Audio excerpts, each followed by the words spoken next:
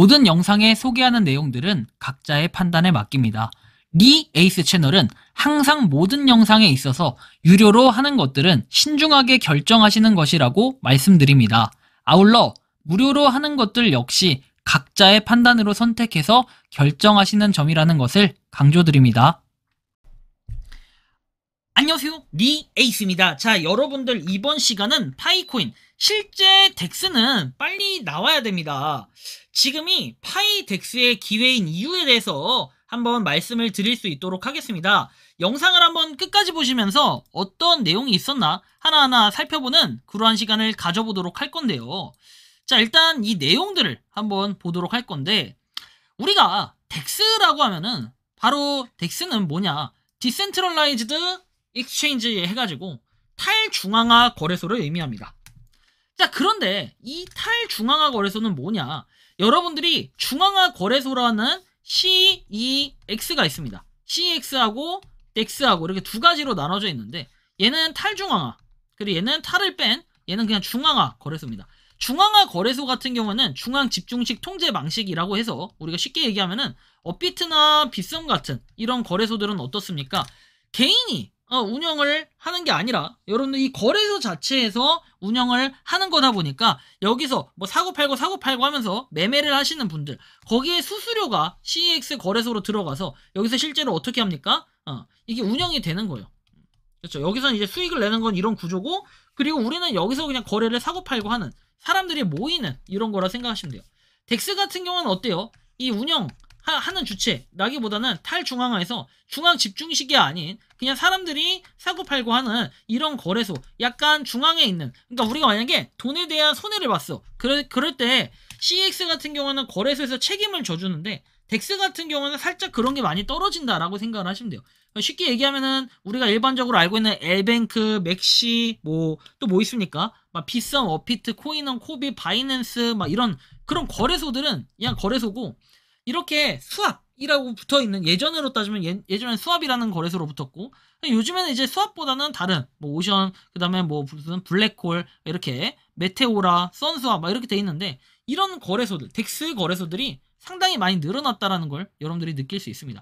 이 덱스 거래소들을 보면은 여기에 트레이딩 되어 있고, 이런 트레이딩 순위를 봤을 때, 그리고 이렇게 아스터라든지 하이퍼 리퀴드 이런 데 많이 들어봤잖아요. 이런 순위로 봤을 때 우리는 여기에 나중에 붙게 되면 이쪽에 붙게 될 거예요. 막 파이코인 이런 게 실제로 붙으면. 근데 잘 봐야 될 건 뭐냐면은, 우리가 어떻게 보면 개인이 주체가 돼서 시작된 벅스코인의 창시자 임범님 같은 경우에도 아덴이라는 걸 만들었어요. 약간 그런 것처럼 하이퍼 리퀴드나 아스터를 쫓아가겠다, 약간 이런 느낌이 드는데, 트레이딩 볼륨을 봤을 때는 지금 이런 유명한, 진짜로 선물 거래에서도 되게 유명한 이 벅스 임범님이 어떻게 됩니까? 세운 거래소는 이렇게 됩니다.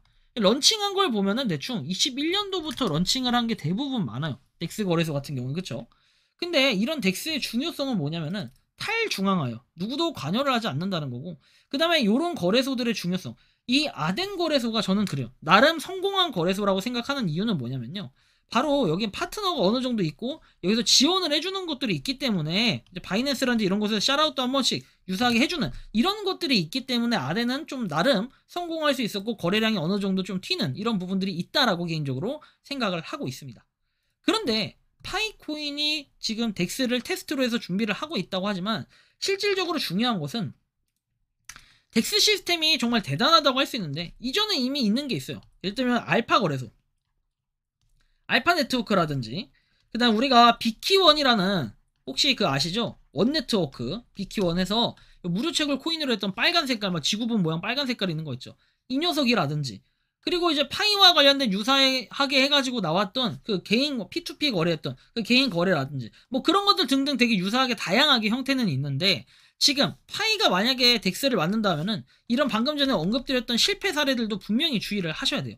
근데 더 중요한 건 뭐냐면요, 파이코인 덱스 시스템 자체의 긍정적인 면이라고 해서 나와 있습니다. 그럼 과연 이게 무엇일까 보면은, 우리가 장점으로 봤을 때는 탈중앙화 보안 강화, 그리고 파이 유틸리티 확장, 가격 조작 및 외부 위험 억제, 수수료 절감 수익 창출, 커뮤니티 주도 개발이라고 나와 있는데, 사실 파이코인이 이득을 취할 수 있는 그나마 그런 부분이라고 한다면요, 저는 이런 부분이 좀 있다고 봐요. 여기 보면 중개인을 거치지 않아 수수료가 절감될 수 있다 해가지고 나와 있는 이런 부분들 때문에 사람들이 이 덱스로 몰릴 수 있다라는 거예요. 그렇다면은 CEX를 좀 더 잡겠다, 거래량을 잡아서 이걸 덱스로 좀 옮겨주겠다, 이런 마음도 좀 있을 건데, 이렇게 됐을 때 좋은 점은 기존에 파이를 사용하던, 어플을 사용하던 유저가 여기로 이제 유입이 되면서 아무래도 파이 앱 괜찮네 하면서 열심히 쓰게 되는 이런 부분들이 새로운 계기가 될 수 있기 때문에 상당히 이런 건 좀 장점이 될 수 있습니다. 그러나 가격 조작이나 외부 위협 뭐 이런 것들은 좀 보면은 여러분들이 주의해야 될 게, 가격 조작 시도를 억제할 수 있다라고는 하지만 실질적으로 뭐 유틸리티 확장이 될 수 있다고 하지만, 이것은 결국 파이코인 앱, 이 파이 앱을 얼마나 많은 사람들이 사용을 하느냐, 이 부분의 여부도 중요하게 느껴질 거예요. 왜냐면 파이 같은 경우에는 지금 다 D앱으로 해서 뭔가 활성화가 되어 있기 때문에, 만약에 덱스 거래소 같은 경우에도 활성화가 된다면은 따로 뭔가 어플이 나와서 거기에 로그인을 해서 활용하는 이런 방식이 아닌, 파이 앱 자체에서 뭘 할 수 있게끔 파이 브라우저라는 앱 하나에서 여기에 D앱과 연결을 하고 여기에는 덱스를 연결을 해서 이렇게 사용을 할 수 있게끔 만들어 놓는 이런 부분이 상당히 클 것으로 가능성, 확률상 높다고 생각을 하는 것이죠. 그런데 여기에 대한 부정적인 면, 단점도 있는데 바로 그거예요. 이런 덱스가 아까 실패 사례 말씀드린 그런 세 가지처럼 실질적인 그런 유동성, 이런 것들이 변동성, 이런 것들이 실제로 많이 있겠냐라는 거예요.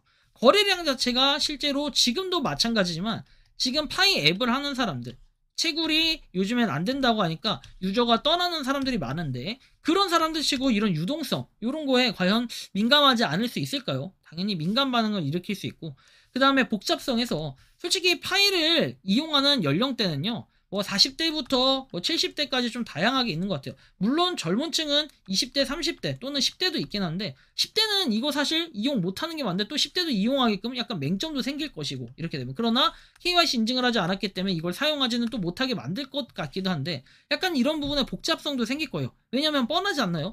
파이 월렛이라는 지갑과 연결해서 쓰게끔 만드는 게 파이 덱스가 될 텐데, 이런 부분의 활용법이라든지 이런 게 어려워서 못 쓰시는 분들도 많을 거예요. 왜? 실제로 지금 CEX 거래소를 쓰는 게 그나마 여러분들 인터페이스라든지 여러분들한테 안내해주고 이런 좀 중간에서 뭔가 대화해주고 하는 사람이 있기 때문에 이용하기가 가능한데, 지금 보면 법정화폐라든지 이런 것들 뭐 이렇게 지금 덱스를 사용하기엔 좀 더 난이도 있다. 저도 CX하고 DX 사용할 때 DX가 좀 더 어려움은 있어요. 지갑 연결하고 이러한 과정들이 좀 어렵다는 거고, 법정화폐 거래 제한해가지고 나와 있는 거, 이런 것도 좀 봐야 돼요.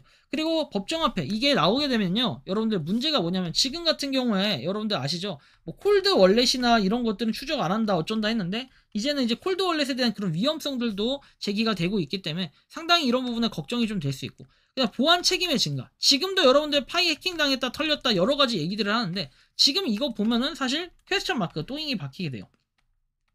약간 문제가 생길 수 있겠다라는 이런 우려점이 생기는 거고, 기술적 성숙도 통한 문제에서 나오는데, 새로운 덱스는 이미 오랜 기간 운영이 돼서 블록체인 덱스들에 비해 아직 개발 단계 초기 단계일 수 있다. 그리고 다른 EVM에서 기반 자산과의 호환성 통합에 시간이 걸릴 수 있다는 거예요. 맞아요. 이게 결국에는 저는 파이가 하려는 의도는 이런 거라 생각해요. 메타마스크나 팬텀 이런 게 아니라 그냥 나 자체의 특별함을 가지겠다, 이런 게 좀 큰데, 이렇게 되면 사실 다른 코인에 뭔가 덱스가 참여하기 어려워요. 이 파이라는 덱스 안에서는 다른 뭔가 예를 들면 이더리움, 뭐 비트코인 이런 것들이 참여하기는 상당히 또 제한적인 부분들이 생길 수 있겠다라는 느낌이 많이 들고 있습니다.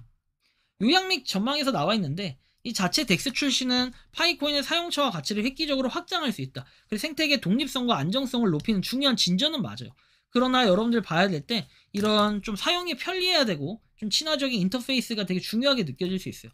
지금 좀 긴장이 되는 건 비네트워크가 요즘에 덱스를 준비한다고 얘기를 하죠. 근데 이 덱스라는 것은 얘네는 무기한 거래, 약간 선물 거래 같은 느낌의 그런 덱스를 준비한다는 건데, 이게 이제 어디랑 연결이 되어 있냐면은 OKX에서 뭔가 연계가 같이 돼가지고 한다라는 이런 부분이 있기 때문에, 뭐 이게 비네트워크의 상장의 기대감이 아니라요, 이미 이런 식으로 준비를 해서 자체 덱스, 여기는 당연히 USDT도 있고 뭐 비트코인도 있고 뭐 이더리움도 있고 약간 이런 경우겠죠. 그래서 뭔가 파이가 이런 것들을 보면서 좀 비네트워크라든지 이런 사례들을 보면서 좀 배워야 될 필요도 있겠다. 비네트워크는 이렇게 파트너도 많고 실제로 거래소도 파트너로 돼 있는 곳이 많기 때문에 상장에 대한 거 또는 이런 뭔가를 할 때는 그 자체적인 힘보다는 이렇게 다른 협력하는 사람들 이런 거와 같이 뭔가 할 수 있는 이런 느낌을 갖기 때문에, 사실 실제 덱스는 또 빨리 나와야 되는 부분도 있어요. 왜냐하면 그래야 파이가 좀 더 활성화될 수 있고 이런 기대감도 생길 수 있고, 그 다음에 또 이제 거래량 같은 게 또 붙을 수 있어요. 그렇기 때문에 본격적인 뭔가 시작이 되려면 이 덱스는 빨리 나와야 되고, 지금 이제 불장이라고 막 얘기들 하잖아요. 이럴 때 분위기 딱 해서 막 불 지펴야 돼요. 불장 다 끝나고 파이 나오면 힘도 없어요.